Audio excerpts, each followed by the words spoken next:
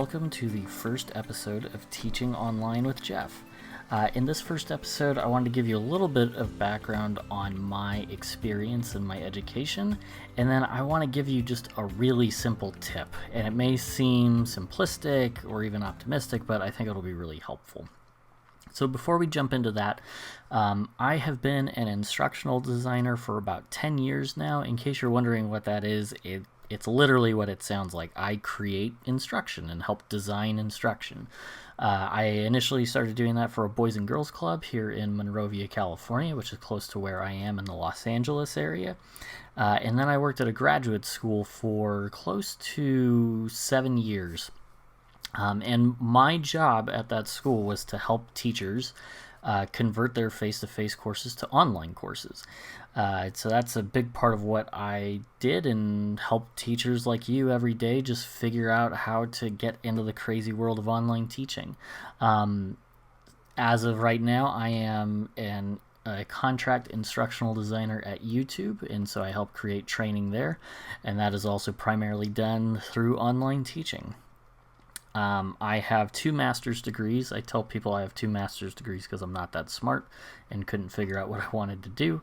My first one is a Master of Divinity from Princeton Theological Seminary in Princeton, New Jersey.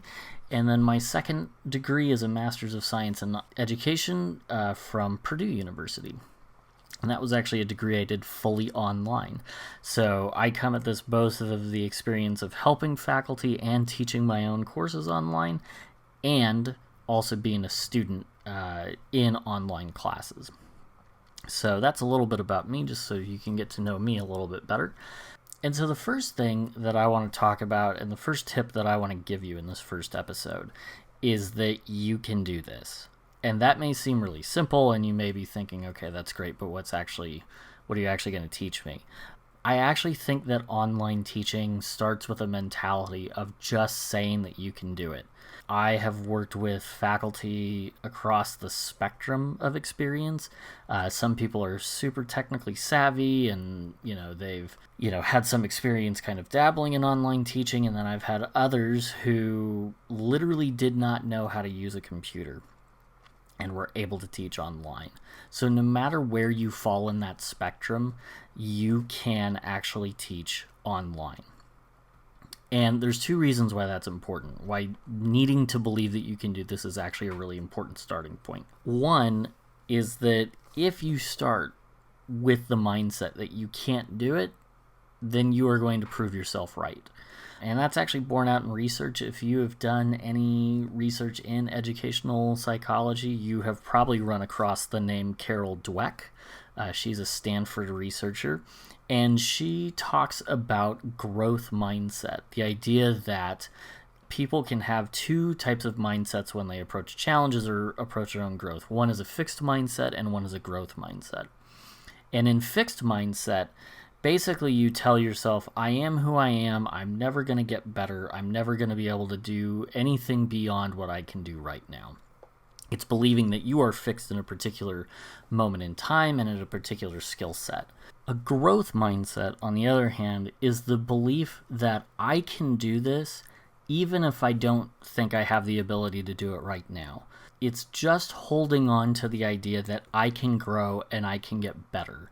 And that may seem really simplistic, but you would be surprised if you catch yourself how often you can fall into the thinking of, I can't do this, I can't grow past this, I will never get this right. That self-talk that you get when you're trying something new and you're struggling in the beginning, that's where a fixed mindset comes in. Holding on to that belief that, yes, I can actually do this. Even if I can't do it today, I know that if I can keep practicing and keep working on this, I can do this eventually.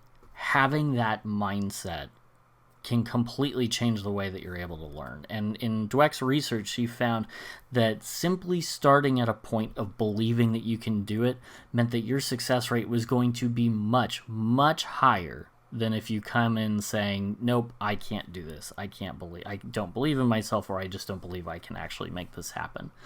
So if you come into online teaching believing, I'm never going to be able to master this, I'm never going to be able to do this, this is too hard, you're going to prove yourself right. Again, I can tell you from the people that I've worked with and the experience that they have, you absolutely can do it.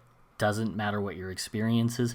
If you are a good teacher, if you know how to set objectives, how to measure those objectives through assessments, and how to teach people, you can teach in a classroom or you can teach online. You can do it.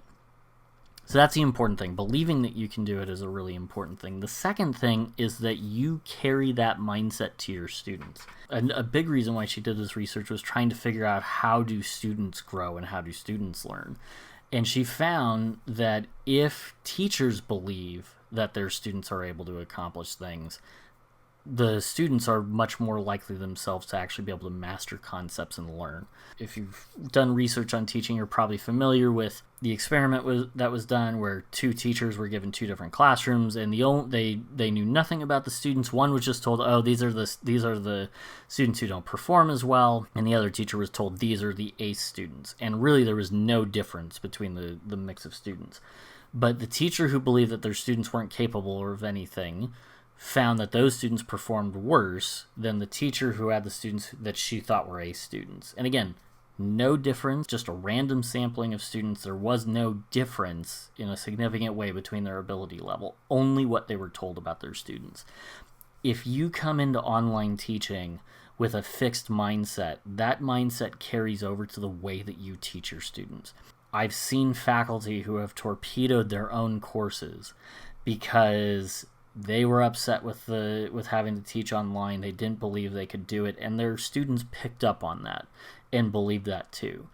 I also saw faculty who were really unsure of themselves, but you said, you know what, I'm going to try to get better at this. I'm going to try to improve. And those classes, even if the professor was struggling, those classes still ended up having a higher rate of success among students when their teachers had that type of growth mindset. So that's my first tip, is believe that you can do this, because you can. I'm not saying it's easy. I'm not even saying that it's something that you can learn overnight, but it is absolutely something that you can do. So I hope that's an encouragement to you as you begin this journey on online teaching, if it's your first time, or if you've been doing this for a while. I hope that this is something that you can take with you. We're going to be back in our next episode with some more tips and more ideas that can help you get started with online teaching. Until then, if you're not subscribed, please subscribe. If you like what you've heard, go ahead and give a rating on the iTunes store. That's really helpful. And until the next episode, happy teaching, and I will see you next time.